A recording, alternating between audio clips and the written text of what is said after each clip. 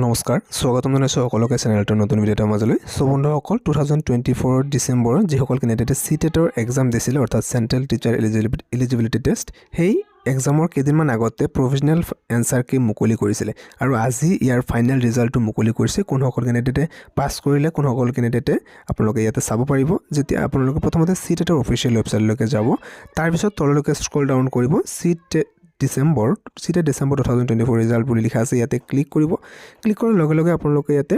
চাওক এন্টাৰ ইয়ৰ roll number আহি যাব আপোনালোকৰ জাস্ট এই ৰোল নাম্বাৰটো বহাই দিব ৰোল নাম্বাৰটো বহাই দিয়াৰ লগে লগে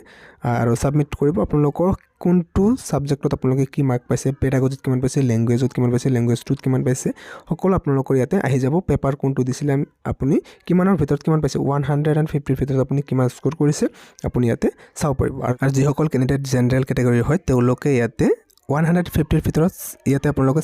60% পোৱাটো কম্পালসৰি হয় অৰ্থাৎ ইয়াতে আপোনালোকে কমসে কম ইয়াতে 90 নম্বৰ পাব লাগিব আৰু যিসকলে SC ST OBC হয় তেওঁলোকে ইয়াতে 83 নম্বৰ পালেও কোৱালিফাই হৈ যাব